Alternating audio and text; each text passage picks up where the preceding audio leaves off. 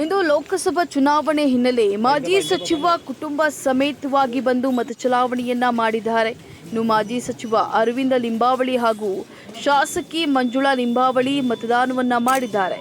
ಇನ್ನು ಬೆಂಗಳೂರು ಕೇಂದ್ರ ಲೋಕಸಭಾ ಕ್ಷೇತ್ರದ ಸಿ.ವಿ. ರಾಮನ್ ನಗರ ವಿಧಾನಸಭಾ ಕ್ಷೇತ್ರದಲ್ಲಿ ತಮ್ಮ ಹಕ್ಕನ್ನ ಚಲಾವಣೆಯನ್ನ ಮಾಡಿದ್ದಾರೆ. ಇನ್ನು ಸ್ವಗೃಹ ಸಮೀಪದ ಜೀವನ ಭೀಮಾ ನಗರದ national centre for Jeevan Bhima Nagar ಕೇಂದ್ರದಲ್ಲಿ ಈ ಒಂದು ಮತದಾನವನ್ನ ಹಮ್ಮಿಕೊಂಡಿದ್ದಾರೆ. ಒಂದು ಮತದಾನವನ್ನ ಮಾಡಿದ್ದಾರೆ.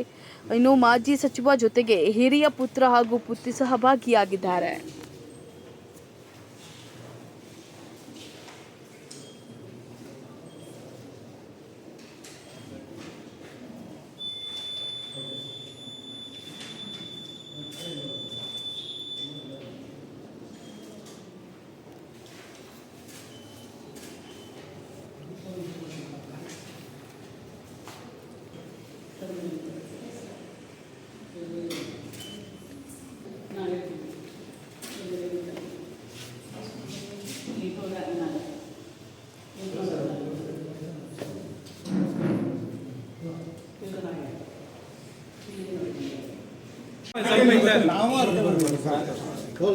ಸ್ವಲ್ಪ ಹಿಂದೆ ಬರ್ರಿ ಒಂಚೂರು ಮೇಲೆ ಮತ್ತೆ ಜಾಸ್ತಿ ಆಯ್ತು.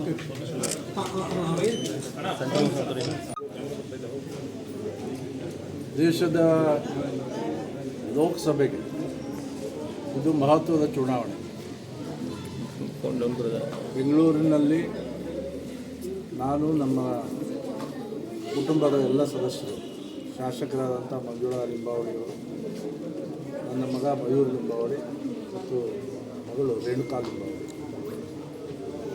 ಮತವನ್ನು ಚಲಾಯಿಸಿದೆವು. ದೇಶಕ್ಕೆ ಅಭಿವೃದ್ಧಿ ಮತ್ತು ಭದ್ರತೆ ಬಹಳ ಮುಖ್ಯವಾಗಿರ್ತಕ್ಕಂಥ ವಿಚಾರ.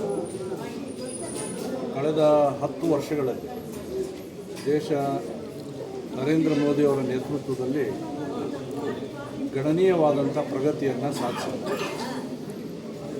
ಈ ಚುನಾವಣೆಯಲ್ಲಿ ನಾನು ಮತದಾರರಲ್ಲಿ ಇನ್ನೂ ಯಾರು ಮತವನ್ನು ಚಲಾಯಿಸಿಲ್ಲ. ದೇಶದಲ್ಲಿ ಇದು 2ನೇ ಹಂತದ ಮತದಾನ, ಕರ್ನಾಟಕದಲ್ಲಿ ಇದು 1ನೇ ಹಂತದ ಮತದಾನ. 14 ಲೋಕಸಭಾ ಕ್ಷೇತ್ರಗಳಲ್ಲಿ ನಾನು ಇನ್ನೂ ಮತ ಚಲಾಯಿಸದೇ ಇರತಕ್ಕಂಥ ಎಲ್ಲ ಮತದಾರರಿಗೆ ವಿನಂತಿಯನ್ನು ಮಾಡ್ಕೊಳ್ತೇನೆ. ದಯವಿಟ್ಟು ಮತಗಟ್ಟೆಗೆ ಬನ್ನಿ.